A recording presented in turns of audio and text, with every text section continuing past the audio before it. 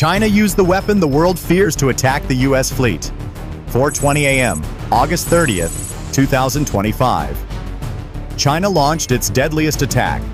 20 DF-21D ballistic missiles and 36 cruise missiles aimed at the USS Gerald R. Ford Carrier Strike Group, a $30 billion fortress at sea with 4,000 American sailors on board. But the American shield held firm. 55 of the 56 missiles were destroyed in mid-air. Only one warhead exploded near the Ford's hull, shaking the bulkheads but not crippling the ship. The carrier killer missed its target. Then came the counterattack. 30 Tomahawk missiles, 12 stealth fighters, and 2 B-2 bombers turned Hainan and Guangdong into firestorms. By dawn, 70% of China's missile force had been destroyed. What happened to the sailors who endured that terrible moment? And what did the American counterattack destroy in China? Let me find out. August 30th, 2025. 140 nautical miles southwest of Mischief Reef, Spratly Islands, South China Sea. The USS Gerald R. Ford Carrier Strike Group was moving at 28 knots through international waters, a formation worth nearly $30 billion in combined naval power. Its mission was routine patrol, at least on paper. In reality, it was a calculated show of force to reassure allies after months of escalating Chinese maritime aggression. At exactly 4:21 a.m., the night sky tore open. From deep inside Guangdong Province, 20 DF-21D carrier-killer ballistic missiles erupted from hidden launch silos. Each missile carried a 1,300-pound warhead and traveled at Mach 10, fast enough to cross 900 miles in under 11 minutes. Beijing's decision was not a warning shot. It was a declaration of intent. The first wave was followed almost immediately by 15 H-6K bombers flying from Lingshui Air Base on Hainan Island. They carried 36 CJ-10 land attack cruise missiles, each with a range of 930 miles and programmed to strike the American task force from multiple vectors.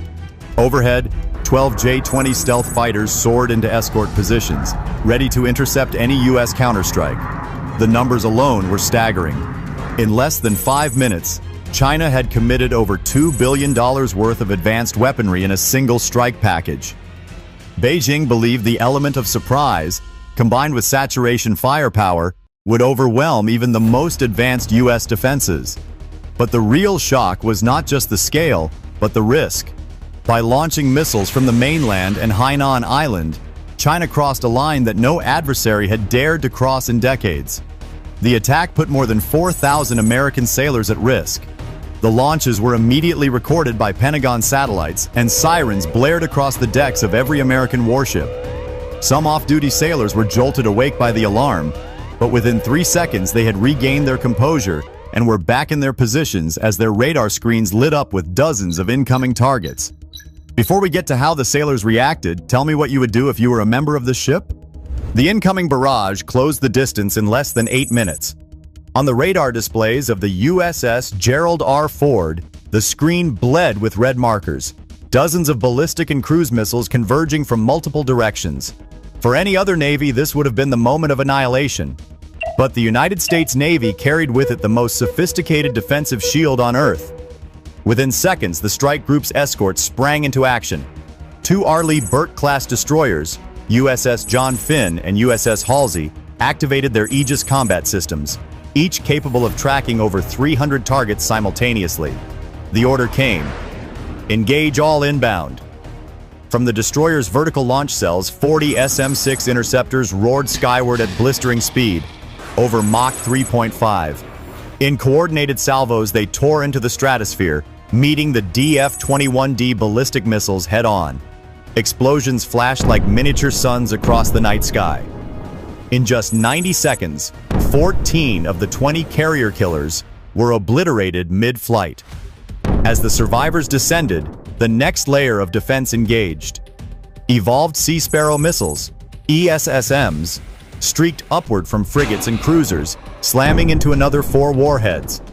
The last 2 DF-21Ds broke through, screaming toward the carrier. One missile was forced off course by electronic jamming, plunging harmlessly into the sea.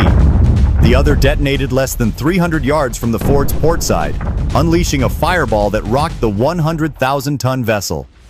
Bulkheads rattled, lights flickered, and sailors were thrown from their feet. but the carrier's armored hull held firm. Damage, minimal. Meanwhile, the CJ-10 cruise missiles met their fate. Low-flying at treetop level, they sought to evade radar, but the MQ-25 Stingray drones relayed real-time targeting data.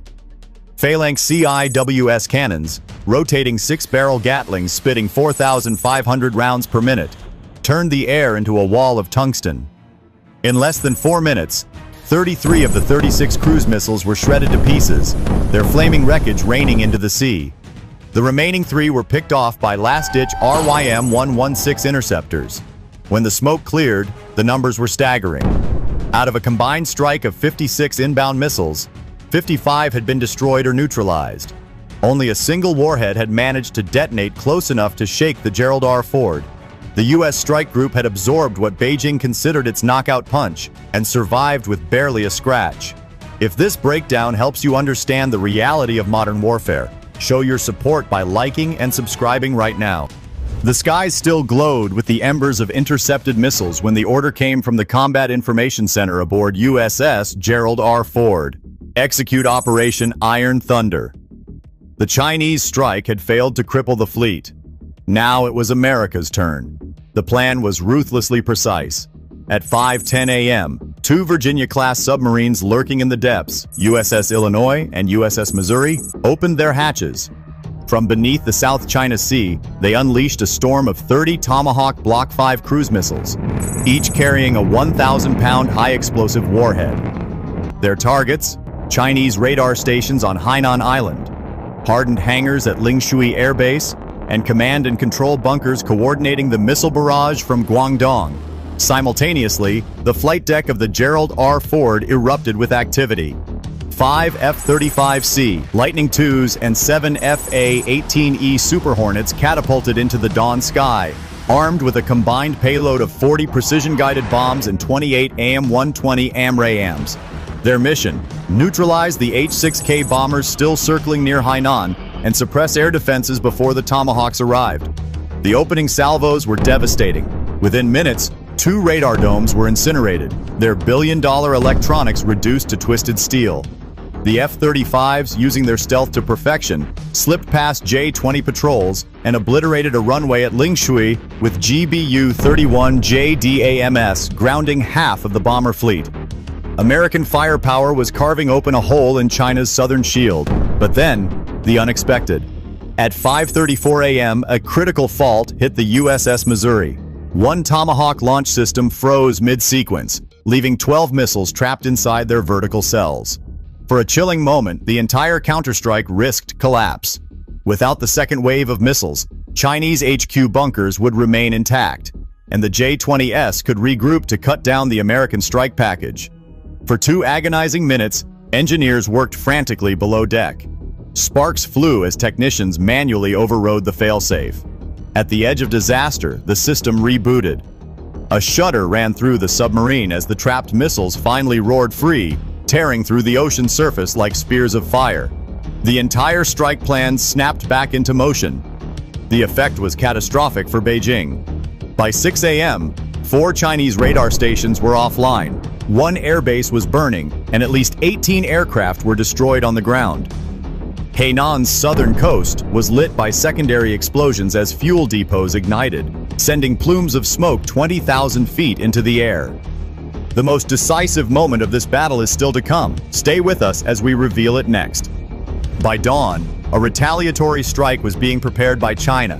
If not suppressed in time, the next attack could destroy the already damaged U.S. defense system. Washington's response was immediate. Send in the ghosts.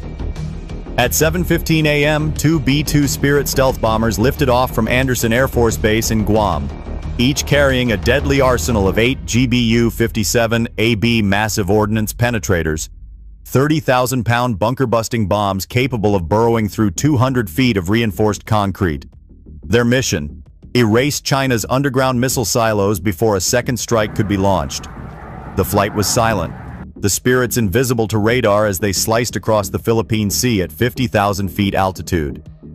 Hours of planning condensed into seconds of execution as they reached their release point above Guangdong's missile fields.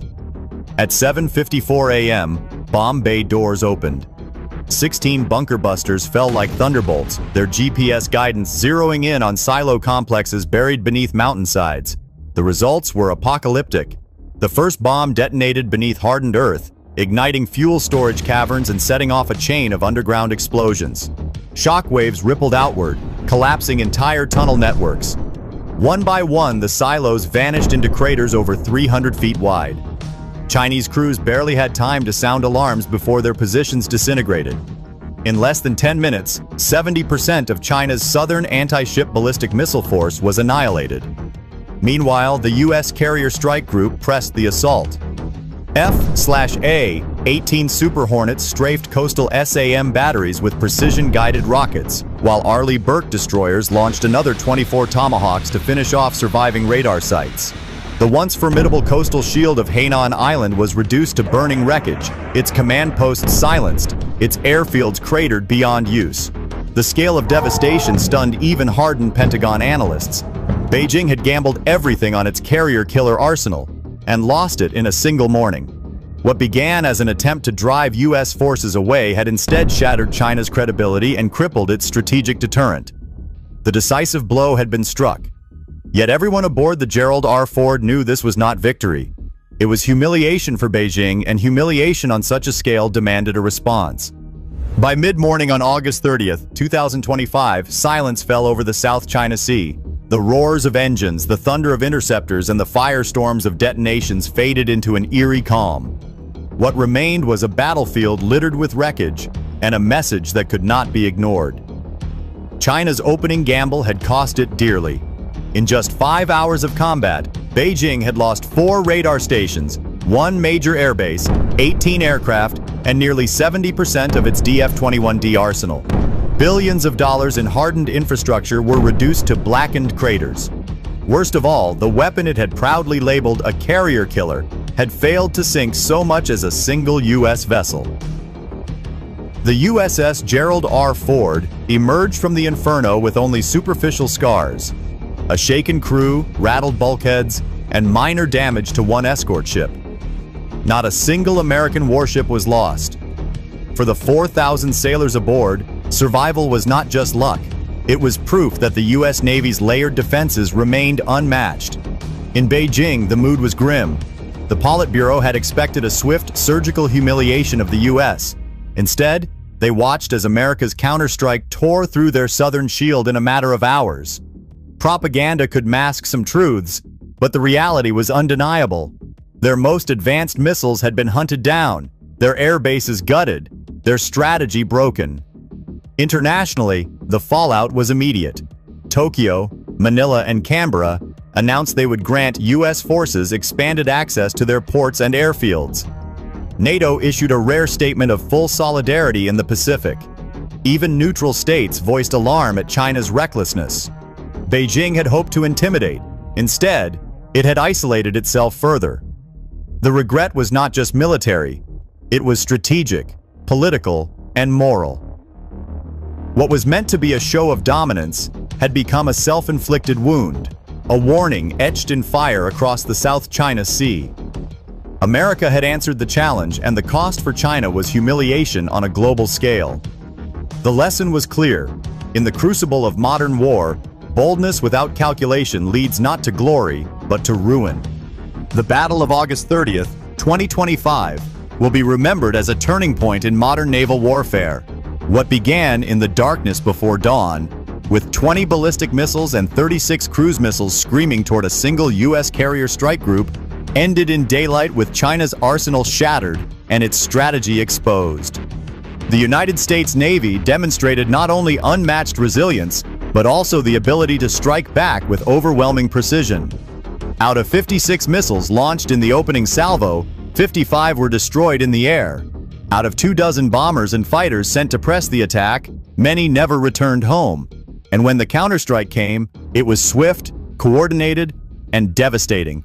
30 Tomahawks, 16 bunker-busting bombs, and dozens of precision airstrikes erased years of Chinese military buildup in a matter of hours. For Beijing, the cost was staggering. Billions of dollars in destroyed infrastructure, dozens of aircraft lost, and the credibility of its much-hyped carrier killer reduced to ash. For Washington, the message was equally clear. American carriers could still sail into contested waters and survive, shielded by the most advanced layered defenses on Earth. But beyond the statistics and the wreckage, this battle delivered a deeper truth. In war, perception is as powerful as firepower. China sought to intimidate and humiliate. Instead, it broadcast its weakness to the world. Allies rallied closer to Washington, while Beijing was left grappling with isolation, regret, and the heavy burden of miscalculation. The South China Sea, once a theater of threats and brinkmanship, had spoken in fire, and the verdict was undeniable. Striking first may light the fuse of conflict, but only those prepared to endure and retaliate will shape the final outcome. If you enjoy detailed analysis and strategic perspectives like this, please like, share, and subscribe. And don't forget to hit the bell to stay updated on every development in these conflicts.